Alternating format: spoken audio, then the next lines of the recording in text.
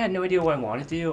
The closest thing I wanted to do was maybe computer graphics. As I was going through life, it always came back to health issues. We're always going to have hard days and difficult patients. Don't always hit the mark as much as we would like, but we strive for excellence to have those moments. And then I think on paper, okay, this guy gets to mow the lawn, but for him, it meant the world. I've always been drawn towards the holistic side of things. And you can help with lower blood pressure by an average of 17 points without medications. You can do other things outside of conventional medicine. So what drives you as a healthcare clinician? It's getting those moments where you get to help someone get unstuck. I know it's like to be told by someone, you're not going to be able to get up to this level.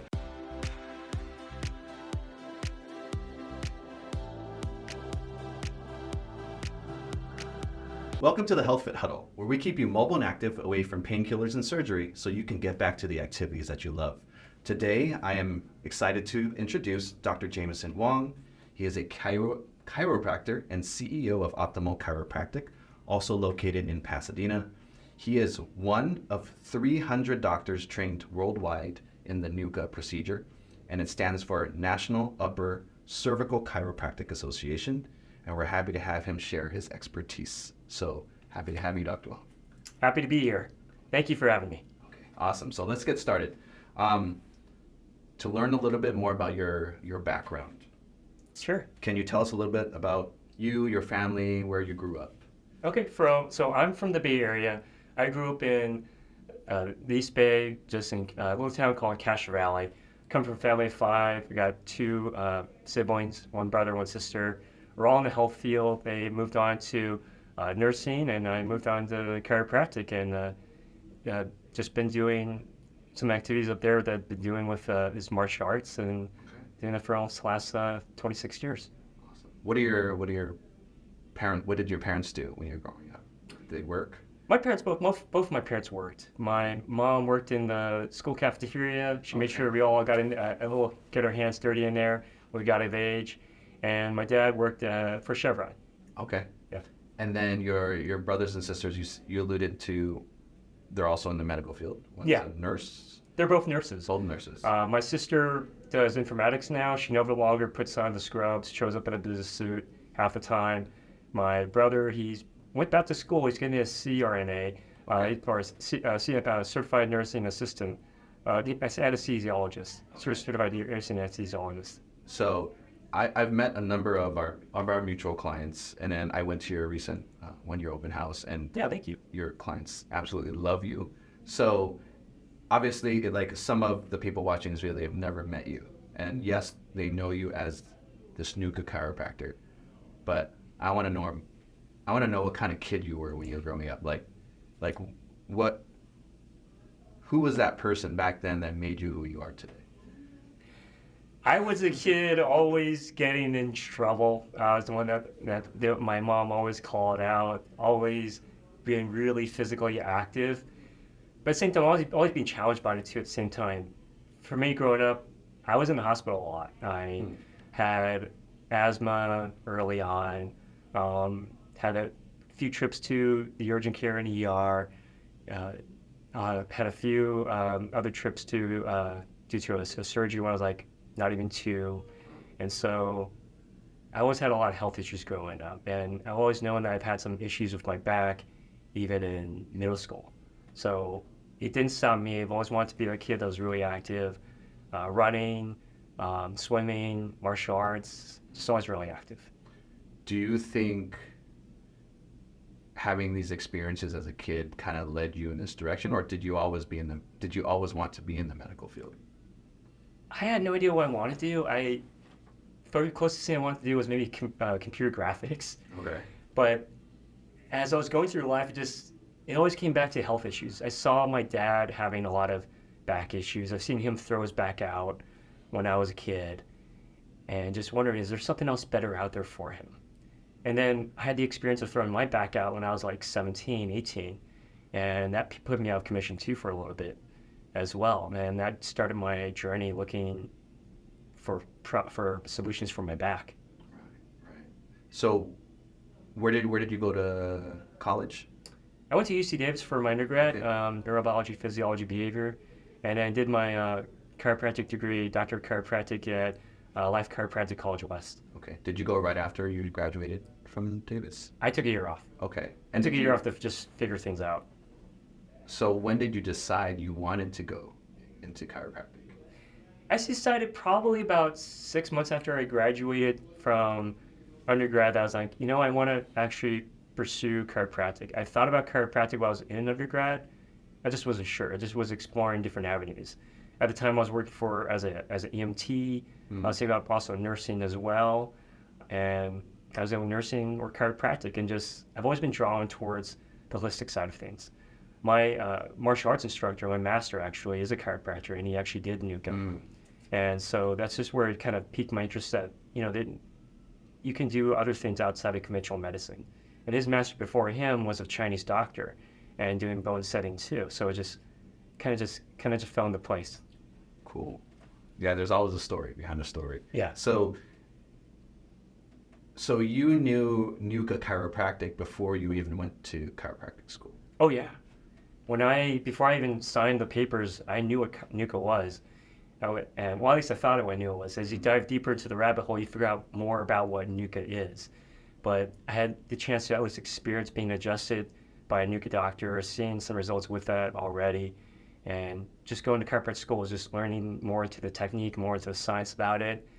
And what really also got me piqued into NUCCA as well as I was going through school was, at least in the first day of class, they mentioned this NUCCA study that just came out that was really big. It was in the media. It was about how NUCCA can help with lower blood pressure by an average of 17 points about medications.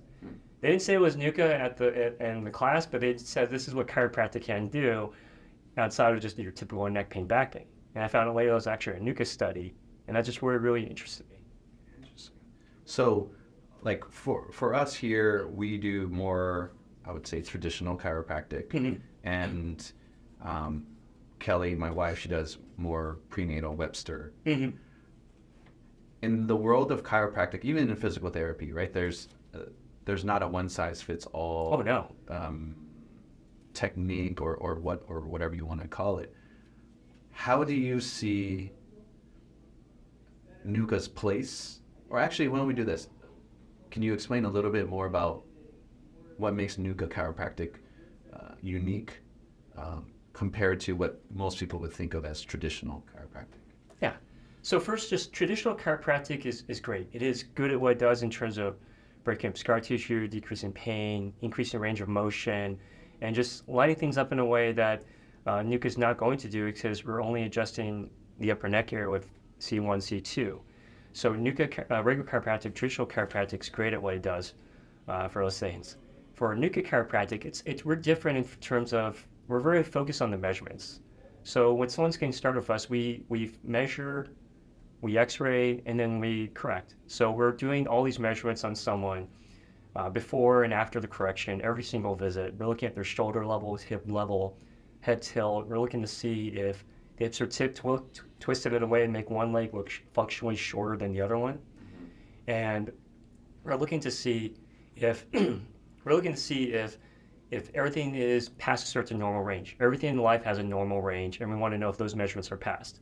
If they are, then there's a 90% chance that the upper neck area is out of alignment. And then that's where we take x-rays just to confirm that and get our adjustment vector. And it's different from regular chiropractic where we actually get our adjustment vector from the x-rays. There's about 1,500 different combinations of how we adjust someone up here. And we use the x-rays to kind of guide us, be a guide in terms of how we take care of someone. Can you give me an example of, obviously you can treat a lot of conditions. What are the primary, like how does one know to come to you versus, let's say, another chiropractor or even just physical therapy? Like what would someone be experiencing and what should they be looking for in order to say like, oh, Dr. Wong, he's a NUCCA chiropractor. I think that would be a right fit for me.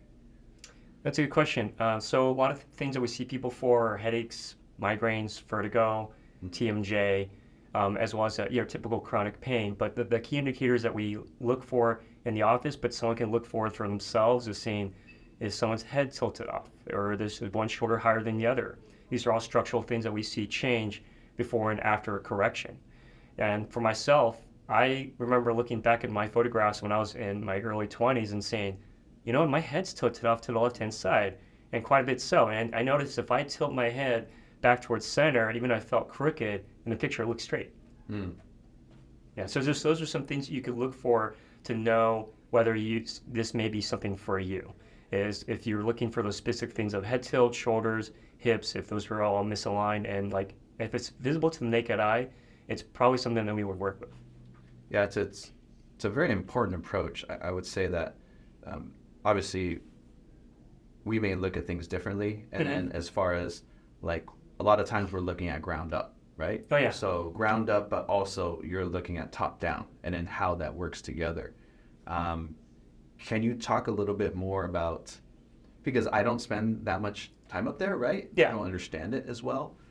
Why is that upper cervical region so important? The upper cervical region right here is just really important because it's the closest part to your brain.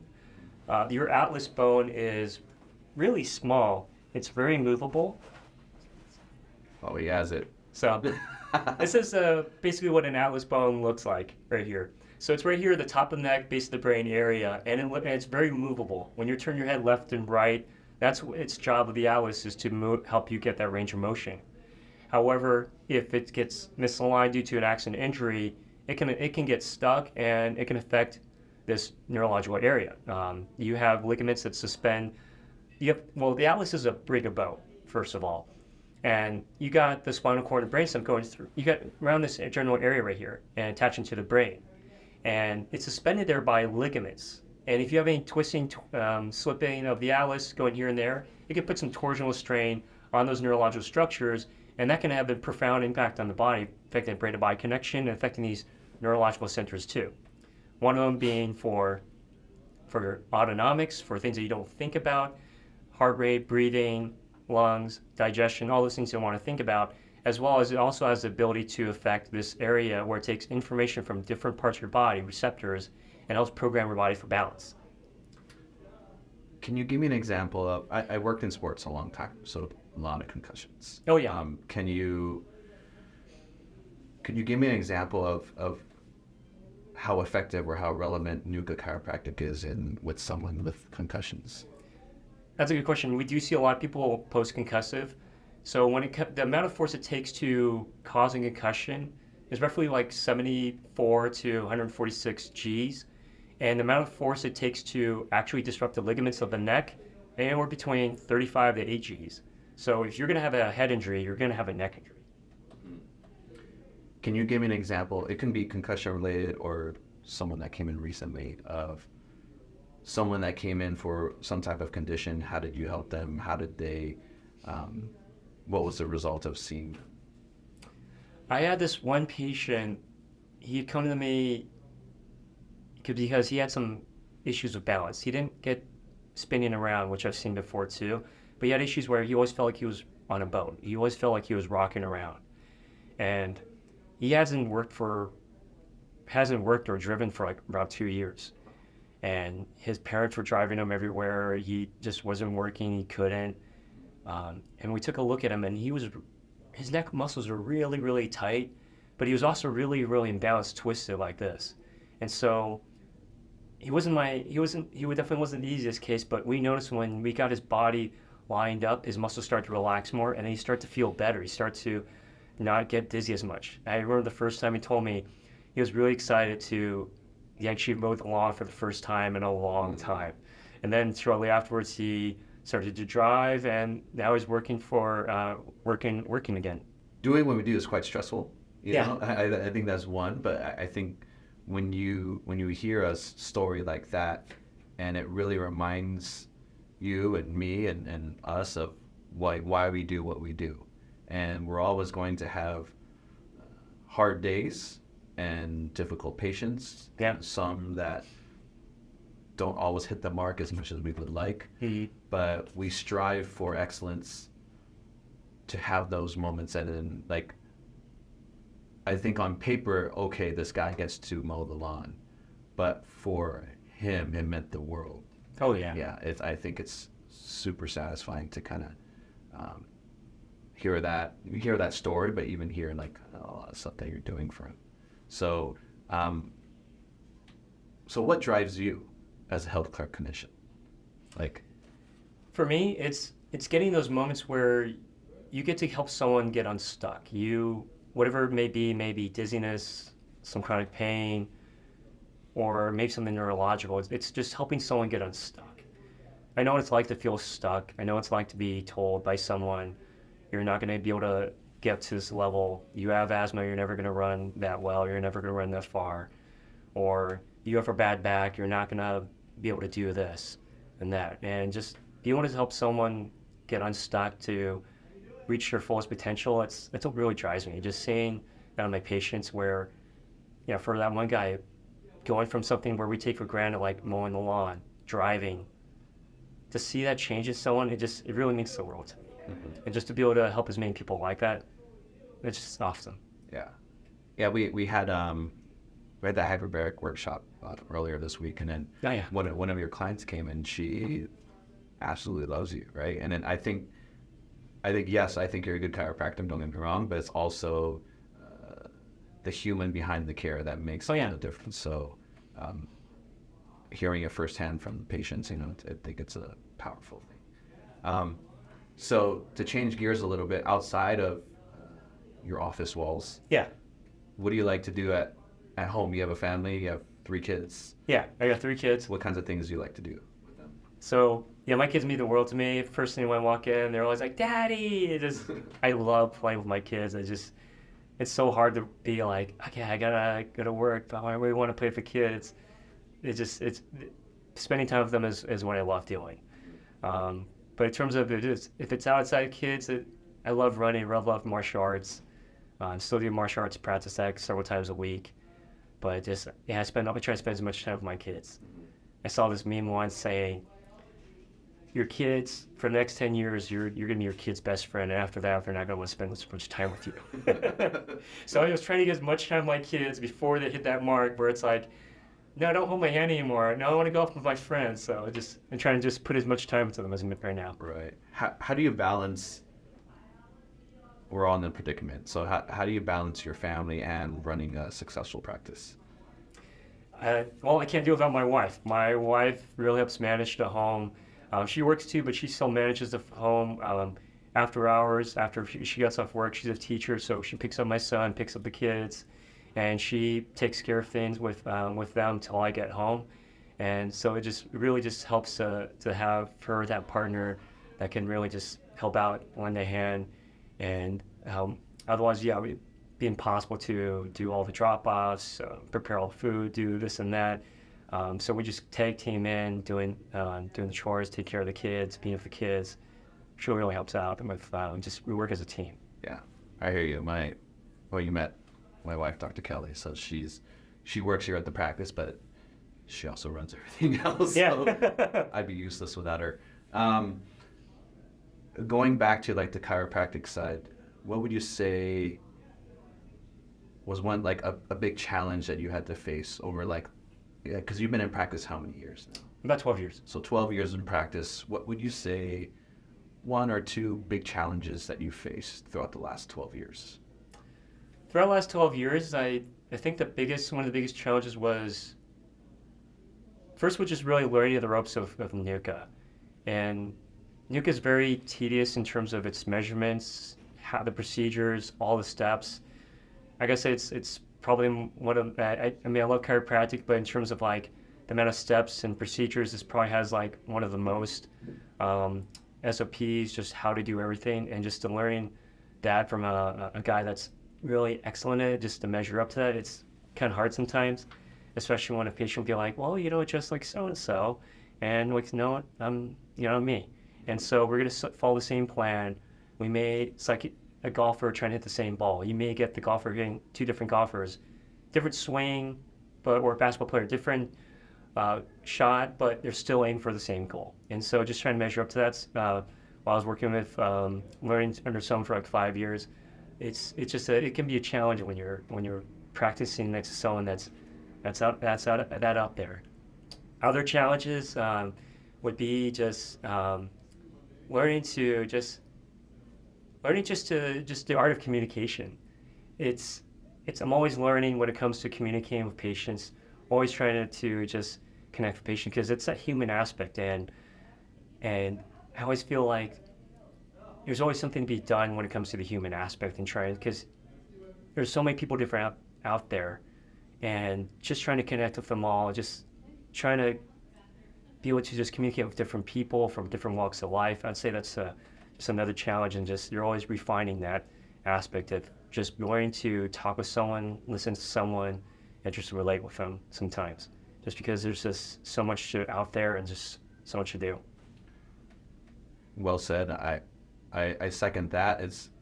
I think it's not only with patients, but like I have staff and I have children just like you. And then I think the universal thing is when we want what's best for the other person. And I think if we always approach it that way, and yes, there are going to be certain patients who are a little bit more frustrating than others. Yeah. Or they're dealing with whether it's a difficult problem or difficult circumstances. It all comes into play when trying to figure out the best route for them moving forward. So I second that. As far as you talked a bit about like NUCCA and all the education, how do you stay up to date with everything that's, because there's so many things, right? It's like, how do you stay up to date and you're so busy? So we have conferences, workshops throughout the year, and I attend one of the workshops here in Southern California. It's a 3-day conference. We go down there, we learn, we connect with other doctors, we refine our technique.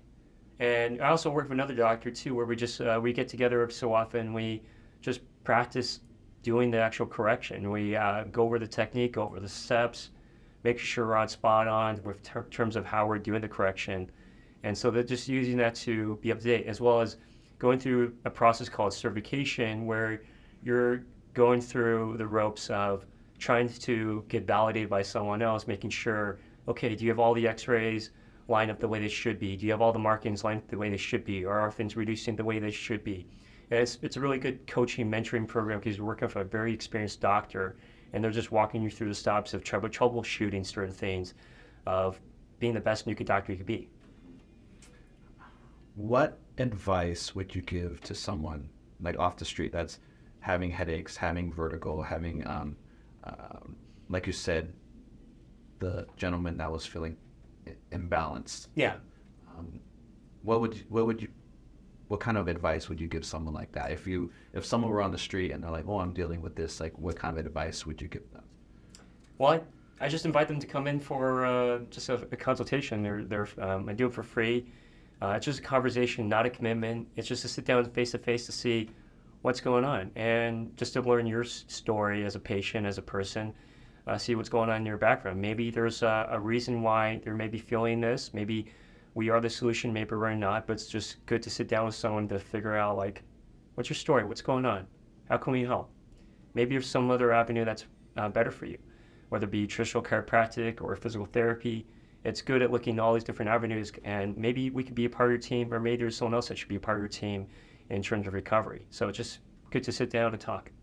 Yeah, and I second that, because we do a similar thing here, right? It's let's hear your story first, and let's figure out if it's something that we can help. And I think it's powerful to have someone like you in our Trusted Professionals Network, because I'm like, this one doesn't seem like it would be the right thing for our care, and we have a good enough relationship where I can just text and call you like, hey, this is what we're seeing. What do you think? And it's good to have multiple brains. And I like to think we're smart, like smart brains on a certain case. And I think that's why it's so powerful to have like someone like you on this podcast and to share your story. How can people reach you, or like on website, social media? Like how can they find out more about you and what you do? Yeah, so you can go ahead and always call. Our number is 626-639-8571. Or you just look us up. We're Optimal Chiropractic in Pasadena. Go to our website, optimalchiropracticcare.com. We're always there to talk to you, to see what's going on, and see if we can help, and see what can be done. Yeah, there's right in the heart of Pasadena, so easy to get to. You can go there and you can have some good food after, like Yeah. in all the certain places.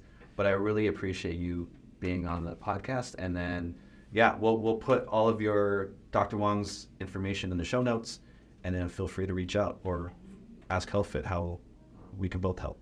All right? Thanks for being here. Thank you. Hey, if you found this video useful, please give it a thumbs up. Don't forget to subscribe and hit the bell notification for our latest tips coming to you every week. Share this video with your family and friends. It might just make their day a little bit better. I'll see you soon.